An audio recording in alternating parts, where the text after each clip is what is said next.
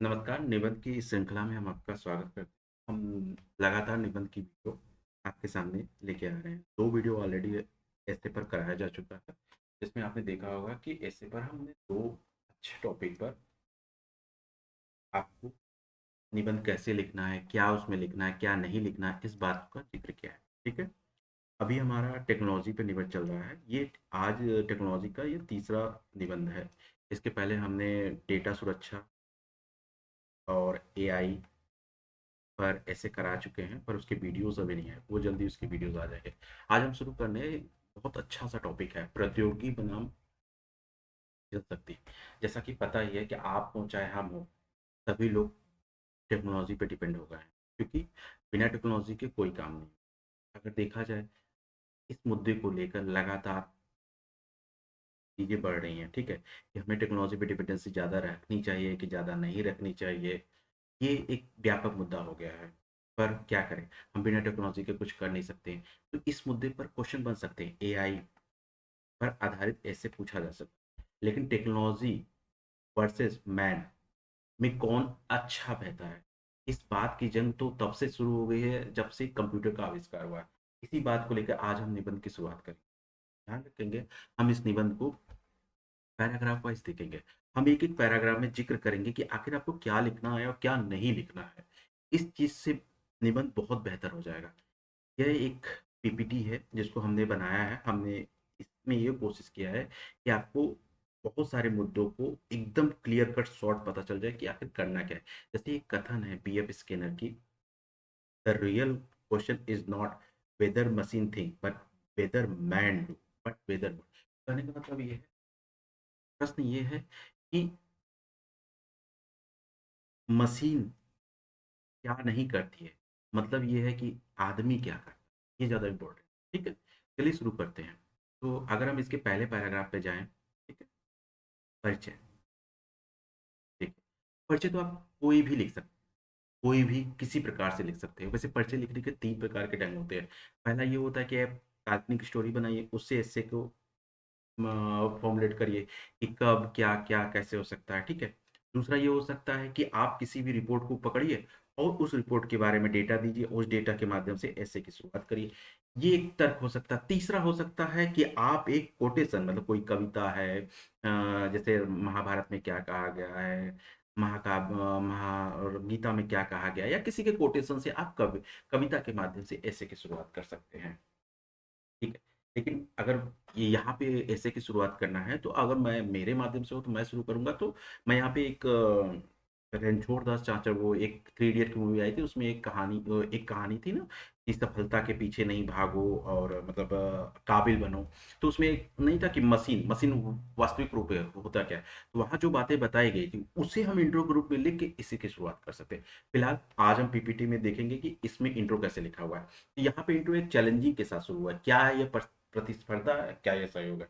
आपको पता है कि जो मानव होता है, उसकी एक क्षमता होती है, लेकिन जो टेक्नोलॉजी होता है, उसकी कोई क्षमताएँ नहीं होती। ठीक है? हाँ, थिंकिंग ये नहीं कर सकता, ये थिंकिंग कर सकता है। इसकी जैविक प्रॉब्लम होती है, लेकिन इसकी जैविक प्रॉब्लम नहीं होती। आज इन्हीं मुद्दों को हम चर्चा बनाएँगे। ठीक है? चलिए शुरू करते हैं। जैसे कि देखिए, क्या लिखा हुआ है, क्वेश्चन ये उठता है कि क्या टेक्नोलॉजी ह्यूमन पावर को रिप्लेस कर देगा, या दोनों मिलकर एक नए युग की शुरुआत करेंगे? तो जाहिर सी बात है, ये आज एकदम सही है कि क्या ये इस मुद्दे को लेकर आप इस इंटरव्यू में बता सकते हैं। ठीक है, अब आज की वास्तविकता क्या है? डिजिटल परिवर्तन आप देख रहे हैं, तेजी से प्रयोग हो रहा है।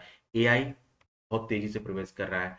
लगातार मानव की कौशल क्या हो रही है, बढ़ रही है, और संतुलन की खोज सबसे बड़ी चुनौती है। तो आप इतनी बातें अगर इंट्रो में लिखते हैं, तो आप समझ लीजिए एक अच्छा इंट्रो बन जाएगा। ठीक है, अब हम इन्हीं जो प्रश्न बने हैं, इन्हीं की खोज के बारे में जाएंगे। हम ये देखेंगे कि टेक्नोलॉजी की क्या प्रॉफिट है, क्या लॉस है। ठीक है, हम ये देखेंगे कि ह्यूमन की क्या प्रॉफिट है और क्या लॉस है, और फिर दोनों को मिक्सअप करेंगे और एक नया बैलेंस क्रिएट करेंगे कि हाँ, इस चीज से ये चीज हो सकता है, ये चीज नहीं हो सकता है। ठीक है, चलिए शुरू करते हैं। अब जब हम यहाँ आ ही गए हैं, तो हम इसमें देख लेते हैं, फिर सेकंड पैराग्राफ में पहुंचते हैं, देखते हैं। ये टेस्ट हुआ। हम्म, ऐतिहासिक परिप्रेक्ष्य में आ जाते हैं कि आखिर टेक्नोलॉजी आई कहाँ से। तो टेक्नोलॉजी की जानते हैं शुरुआत इंग्लैंड में जब औद्योगिक क्रांति शुरू हुई, वहाँ पे आपकी मशीन बनी, मशीनीकरण हुआ, तो तब वहाँ से टेक्नोलॉजी शुरू हुई। तब द्वितीय क्रांति आई 1870 से 1914 के बीच। यहाँ पे क्या हुआ, विद्युत बना, उत्पादन की लाइनें तेज हो गई, ठीक है। उस टाइम भारत हमारा गुलामी के जंजीरों में चल रहा था, लेकिन टेक्नोलॉजी हमारे यहाँ धीरे धीरे कदम बढ़ा रही थी, ठीक। अगर हम बात करें, हाँ ठीक है, डिजिटल क्रांति 1950 से लेकर 2000 के बीच, जहाँ पे कंप्यूटर आया। कंप्यूटर और इंटरनेट ने तो पूरी दुनिया ही बदल दी, सबको एक मोड में लेके आया, सबको एक मोड में लेके आ गया। और चतुर्थ क्रांति जो 2010 के आप देख रहे हैं, रोबोट आ चुके हैं, ठीक है, एआई आपके काम को रिप्लेस कर रहा है, ठीक है। रोबोट, आपने देखा होगा कि आपके लगभग दैनिक जीवन के सारे उपयोग को काम कर रहा है, वहीं एआई आपकी सारी बातों को जवाब दे रहा है, आपकी सहायता कर रहा है। तो इन सब बातों से क्या निकल के आ रहा है कि टेक्नोलॉजी हमारे साथ 70 के दशक से 18वीं सदी से हमारे साथ जुड़ गई है, ठीक है, तभी से लगी हुई है। अगर हम डेटा पॉइंट की बात करें, तो 1960 के दशक, जहां 10,000 प्रति व्यक्तियों के काम, 10,000 प्रति व्यक्तियों 15 रोबोट की जरूरत पड़ती, वहीं आज 10,000 व्यक्तियों की अगर बात करें, इसके लिए 151 रोबोट आ गए। इसका मतलब देख रहे हो, लगातार रोबोट की संख्या बढ़ रही है। क्यों? क्योंकि इनकी क्षमताएं मनुष्य की क्षमताओं से कहीं ज्यादा है, ठीक है। इसके क्या बेनिफिट है, क्या बेनिफिट नहीं है, इसके बारे में अभी हम आपसे बात करेंगे। चलिए, सबसे पहले हम आगे चलते हैं वर्तमान पर, आज की वास्तविकता क्या है। अगर हम आज की वास्तविकता को देखें, तो गूगल सिनेरियो में देखा जाए, तो 70% एआई टेक्नोलॉजी पे डिपेंडेंट है। 60% बिजनेस क्या है, अपने आप ऑटोमेशन पे चल रही है। आप जैसे देखते होंगे, आपने कुछ भेजा किसी भी कंपनी को, तुरंत उसका रिप्लाई, तो ये चैटबॉट टाइप का जो आ गया है, तो ये अब देख रहे हैं कंपनी भी टेक्नोलॉजी बेस्ड जा रही है। आप सिंपल सा मानिए, जैसे माइक्रोसॉफ्ट एमएस ऑफिस कहाँ पे यूज नहीं होता है, हर जगह यूज होता है। इंसान बिना टेक्नोलॉजी के नहीं चल सकता, तो वर्तमान भविष्य यही चल रहा है। अब वर्तमान मॉडल की बात करें, तो सहयोग दृष्टिकोण, मतलब टेक्नोलॉजी और ह्यूमन दोनों मिलकर साथ चल रहे हैं, ठीक है। यहाँ कोलेबरेटिव अप्रोच है, जिसमें टेक्नोलॉजी और ह्यूमन मिलकर एक साथ काम को बढ़ा रहे हैं। उनकी क्षमताएं एक दूसरे की ओर है, जहां मशीन लगातार रिपीटेटिव रूप से काम कर रहा है, वहीं ह्यूमन क्या कर रहा है, लगातार क्रिएटिविटी काम कर रहा है, जिससे एक हाइब्रिड वर्क का कल्चर डेवलप हुआ है, एक हाइब्रिड वर्क का कल्चर डेवलप हो गया है। जैसे अगर आपको याद हो, कोविड-19 का सिचुएशन जब आया था, तो वर्क फ्रॉम होम कल्चर एक डेवलप, जिसके पास टेक्नोलॉजी थी, वही इस क्षेत्र में क्या हो गया था, आगे बढ़ पाया था। वो एक अच्छा, जैसे एक ग्लोबल रिपोर्ट की बात करें जो मैकेंसी ने दिया है, उसमें क्या बताया गया है, 70% कंपनियां कम से कम एक एआई तकनीक का उपयोग कर रही हैं। अगर आप देख रहे होंगे, आजकल सभी के व्हाट्सएप नंबर पे आप तुरंत कॉल करो, तुरंत मैसेज करो, तुरंत रिप्लाई आ जाता है। तो क्या है, ये एआई काम कर रही है, ठीक है। टेक्नोलॉजी कितनी तेज आगे बढ़ी, 60% से व्यवसाय ऑटोमेशन पे चल रहे हैं, और 50% से कर्मचारी को 2025 तक रीस्किलिंग किया जाएगा। मतलब जो बंदा पहले ऑफिस उस एमएस ऑफिस पे काम करता था, अब उसे एआई की ट्रेनिंग दी जा रही है, भैया एआई प्रोग्राम ये कर लो, एआई का ये कर लो। आप देख रहे होंगे कि हर चीज है। इसके बाद अगले पैराग्राफ में पढ़ते हैं, आप उस पर क्या लिखेंगे। चलिए, सबसे पहले हम देख लेते हैं कि आखिर टेक्नोलॉजी के बेनिफिट क्या हैं, ठीक है। अगर आप बात करें कि 24 घंटे काम करते हैं, 90% से ज्यादा त्रुटि में 90% करेक्शन होता है, कोई त्रुटि नहीं, 10 से 100 गुना तेज, आदमियों से बहुत तेजी से काम करते हैं, ठीक है। इनका इकोनॉमिक लाभ होता है, सबसे पहले कॉस्ट कटिंग बहुत ज्यादा होती है। कंपनी को क्या चाहिए, कॉस्ट कटिंग हो जाए। जैसे 10 व्यक्ति, अगर 10 व्यक्ति एक फाइल को बना रहे हैं, 10 व्यक्ति एक फाइल को एमएस एक्सेल बना रहे हैं, वहीं चैट जीपीटी को यूज करिए, एक एक ही एआई उस सारी फाइल को बना के काम करके खत्म कर देगा। इससे क्या हो रहा है, 10 आदमी को जो सैलरी दी जा रही है, वो एक आदमी को सैलरी देगा, क्या किया, काम को आसान बनाया जा सकता है, ठीक है। दूसरी चीज, आरओआई जो है 200 से 300% तक जनरेट कर रहे हैं 500 4-5 सालों में। तो ये चीज बेनिफिट है। इनकी सटीकता बहुत अच्छी है, ठीक है। ये 99% एक्यूरेसी काम करते हैं। सबसे बड़ी बात ये है कि इनके जो योगदान होते हैं, इनको कोई मतलब अनलिमिटेड होता है। जैसे अगर 2030 तक बात करें, तो रोबोट की जो मार्केट है वो 15 ट्रिलियन होने वाली है। भारत की इकोनॉमी जो है 3 से 4 ट्रिलियन होने वाली, 3 ट्रिलियन से 4 ट्रिलियन होने जाएगी। वहीं रोबोट का मार्केट कितना हो रहा है, 15 ट्रिलियन। सोचिए टेक्नोलॉजी कहाँ जा रही है, ठीक है। आगे चलते हैं। आप चाहे तो यहाँ एक कोटेशन जोड़ सकते हैं, जिसमें वर्ड प्रेस के फाउंडर उन्होंने कहा, technology is best when the bring people together. Technology तभी अच्छी है जब वह मनुष्य को साथ लेके आए। टेक्नोलॉजी अच्छी है, एक कोटेशन यहाँ डाल सकते हैं। अब हम बात करते हैं प्रौद्योगिकी की सीमाएं, मतलब इनके डिसअपॉइंटेड क्या है, ये क्या-क्या नहीं कर सकते। सबसे पहली बात आप सीधा से लिखिए, सीधा लिखिए कि भैया इनके पास भावनात्मक बुद्धिमान ब नहीं होती, सहानुभूति और संवेदनशीलता नहीं हो सकती। ये कभी नहीं हो सकती है, ठीक है? मानवीय संबंधों का कोई समझ नहीं होता है, मानवीय संबंधों का कोई समझ नहीं होता है। और सबसे बड़ी बात, इनके पास सच्ची रत्मिकता, ये बनाकर तो कुछ दे सकते हैं, लेकिन मौलिकता का हमेशा अभाव रहेगा। ये केवल और केवल आर्टिस्टिक मतलब कॉपी पेस्ट टाइप होते हैं, ये इनको कोई मतलब नहीं रहता है। ये आउट ऑफ बॉक्स, क्योंकि इनकी कोडिंग जो होती है, इनकी कोडिंग एक बॉक्स के अंदर की गई होती है, तो ये उसी के अंदर सोचेंगे और वही उत्तर देंगे, ठीक है? अगर एक एआई बना हुआ है या एक टेक्नोलॉजी बना हुआ है कि उसे कपड़ा उत्पादन करते हैं, तो वह कभी भी लोहे का काम नहीं कर सकता। ठीक है?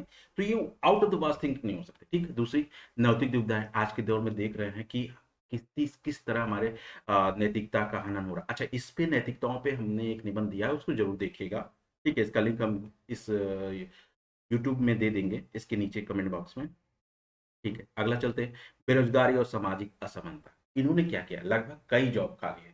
जिस व्यक्ति को टेक्नोलॉजी की समझ नहीं है, वो एकदम क्या है? बाहर है। जैसे अगर हम बात करें primary sector, secondary sector, tertiary sector. आप देखेंगे प्राइमरी सेक्टर में 50% से ज़्यादा लोग हैं, पर यहाँ टेक्नोलॉजी का कोई काम नहीं। यहाँ पे मान लीजिए 10% लोग हैं, लेकिन इनके पास टेक्नोलॉजी की समझ है। तो ये क्या कर रहे हैं? पूरी तरह ये 50% लोग, लेकिन योगदान कितना कर रहे हैं इकोनॉमी में ये लोग? ये लोग मान लीजिए इकोनॉमी में योगदान कर रहे हैं 50%, लेकिन यही 50% कितना योगदान कर रहे हैं? 15%। तभी तो बेरोज़गारी इतना दुर्व्याप्त है। तो टेक्नोलॉजी ना होने की वजह से चीज़ें खराब है, ठीक? अब ये इनकी सीमाएँ हो गई। आप एक पैराग्राफ में पॉज़िटिव बात कर लिए, अब एक पैराग्राफ में नेगेटिव बात कर लिए। अब चलते हैं अगले पैराग्राफ। अब भाई हमने प्रौद्योगिकी के बारे में जान लिया, ह्यूमन की बात भी जान लेते हैं। ये लोग क्या ऐसा कर सकते हैं, तो इनमें आप वही लिख दीजिए, यह वह शक्ति है जो जो कोई पा नहीं सकता, मतलब कोई भी मशीन नहीं पा सकती। इनके पास मौलिकता होती है, 100% मौलिकता होती है। ये आर्टिस्टिक और कल्चर इनोवेशन नई-नई चीज़ें बनाने में जानते हैं। आपने देखा होगा, आप बता सकते हैं नई चीज़ों का खोज हो रहा है, नई टेक्नोलॉजी बन रही है। चैट जीपीटी को भी किसी ने बनाया, किसी ने रेलवे को बनाया, किसी ने ट्रेन को बनाया। ये क्या नई-नई खोज है, ठीक है? भावनात्मक और सामाजिक बुद्धिमत्ता, कोई भी डिसीज़न लेने से पहले ये इमोशन का इस्तेमाल करते हैं। जैसे टीआईएस 4 में ये पढ़ाया जाता है, इमोशनल इंटेलिजेंसी का उपयोग करते हैं। और सबसे बड़ी बात सामाजिक बुद्धिमत्ता, मतलब टेक्नोलॉजी पे सोशल वैल्यू को ज़्यादा इम्पोर्टेंस देते हैं, ठीक है? इनके अंदर क्या होता है, अनुकूल और लचीलापन होता है, ठीक है?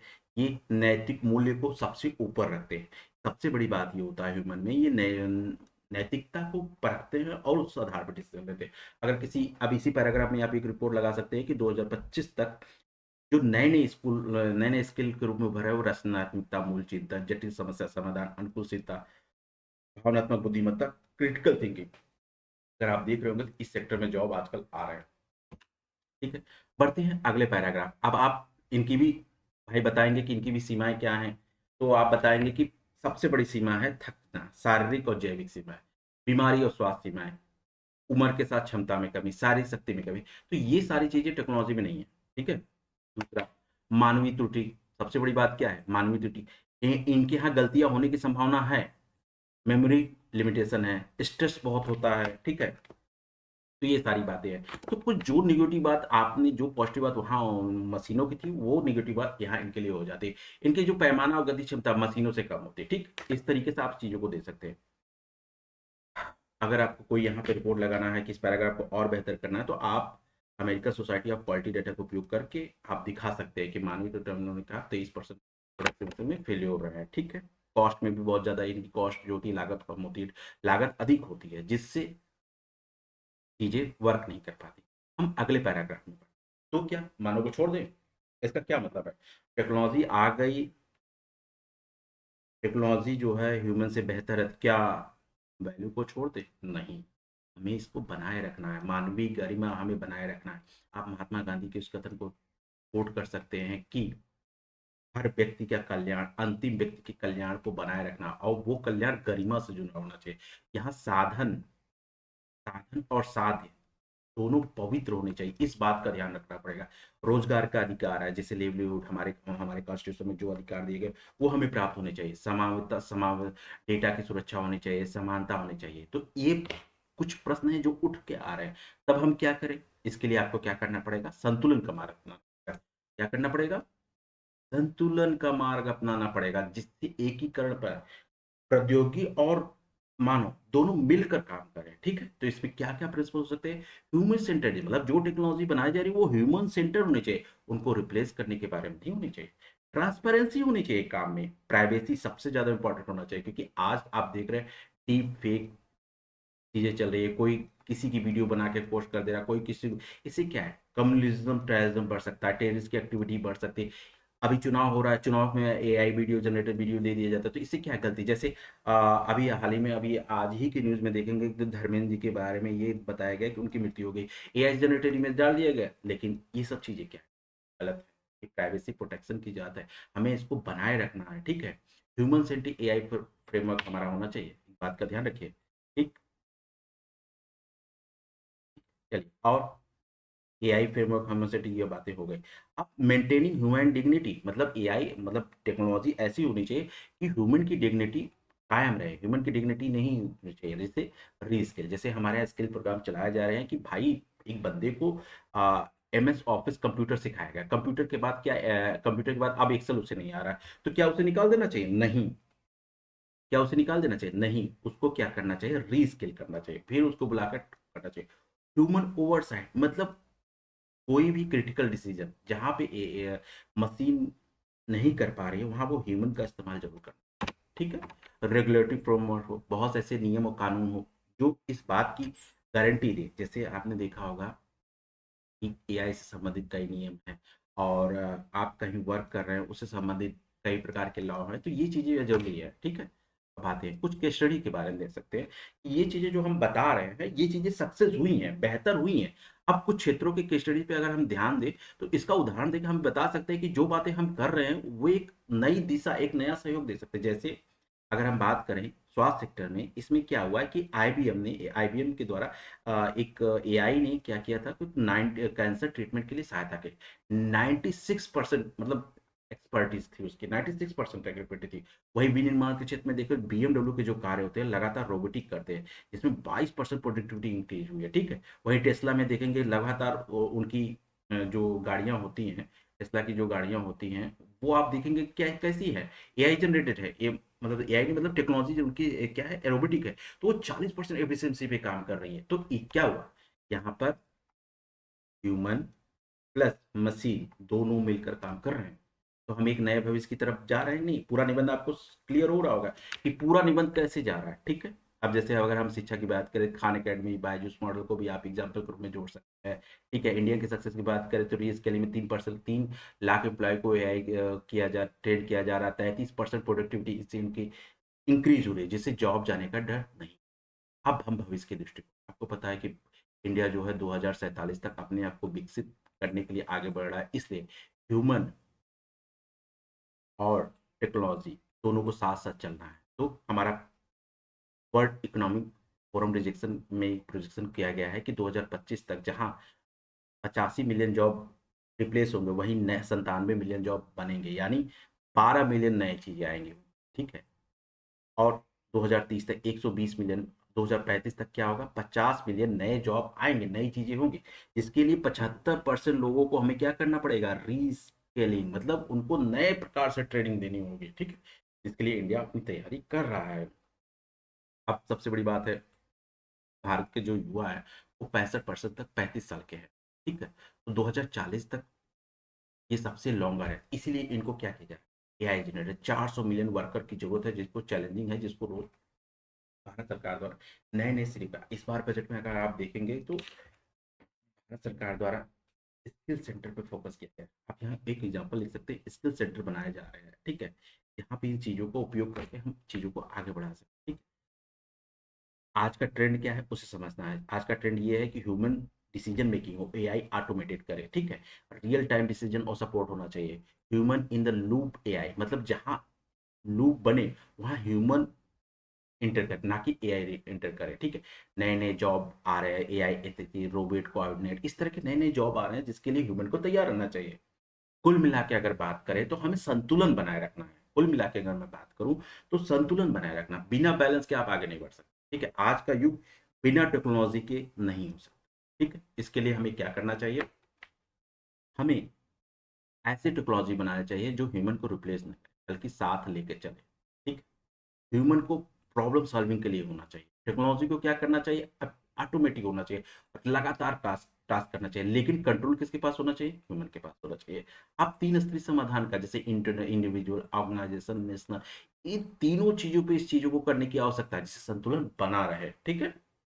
अगर बात करें इम्प्लीमेंटेशन की, बात करें तो एम्प्लॉय सेटिस्फैक्शन इंडेक्स बनाना चाहिए, प्रोडक्टिविटी पे काम करना चाहिए, एथिकल चीज़ों पे रेटिंग करनी चाहिए, जिससे क्या है, संतुलन दोनों तरफ बना रहेगा।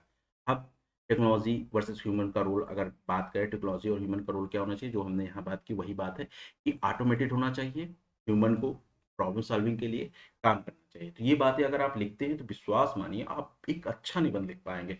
अब यहाँ पर यूरोपियन कमीशन के अध्यक्ष जेन उनका एक लाइन लिख सकते हैं, हमारी प्रौद्योगिकी के बारे में नहीं, हमें प्रौद्योगिकी के बारे में नहीं सोचना, बल्कि हमारे साथ हमारे लिए प्रौद्योगिकी के बारे में सोचना है। अगर सोचिए कितना अच्छा कथन है, अगर आप इसे लिख देते हैं तो बेहतर मानिए एक अच्छा निबंध तैयार होगा। अब आते हैं निष्कर्ष। निष्कर्ष क्या लिखे? निष्कर्ष में हम ये लिखना चाहिए कि टेक्नोलॉजी फॉर ह्यूमन होना चाहिए। एक टेक्नोलॉजी विथ मैन पावर होना चाहिए। ये नहीं टेक्नोलॉजी वर्सेस मैन पावर होना चाहिए। साथ और फार होता है, ठीक है? ये दोनों को ध्यान रखें। 4 स्तंभों पे होना चाहिए। टेक्नोलॉजी क्या करे? स्पीड, स्केल, एफिशिएंसी बढ़ाए, ठीक है? ह्यूमन क्या करे? क्रिएटिव, एथिक्स और विजडम करे।